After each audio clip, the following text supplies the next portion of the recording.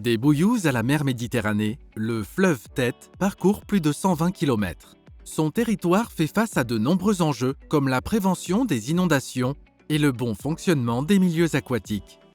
L'entretien de la végétation a un rôle essentiel. Découvrons comment le syndicat de la Tête œuvre au quotidien pour le bon fonctionnement des rivières.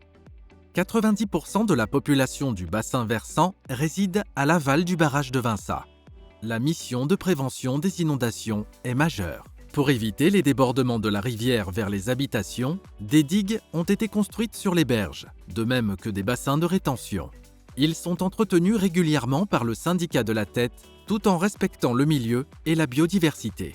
Au-dessus du barrage de Vinça, les paysages de moyenne montagne connaissent parfois des crues torrentielles. Pour lutter contre ces phénomènes, le syndicat de la Tête prévient la formation d'embâcles et les retire afin d'améliorer les écoulements et l'équilibre écologique des milieux.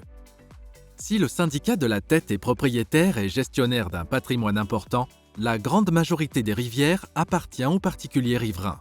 L'entretien des cours d'eau leur revient, des berges jusqu'au milieu du lit. Malheureusement, il est souvent délaissé.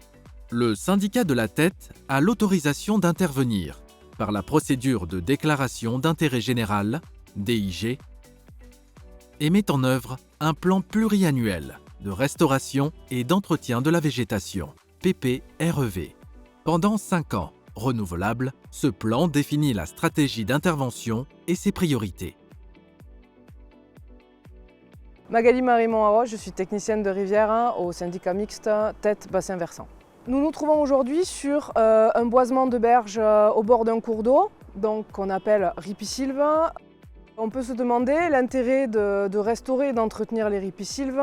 Il faut savoir que les ripisylves, comme tout écosystème, rendent des services aux populations humaines. Le support de la biodiversité, mais ce n'est pas le seul. Ça épure les eaux. En période de crue, la ripisylve peut freiner les écoulements, faire tampon.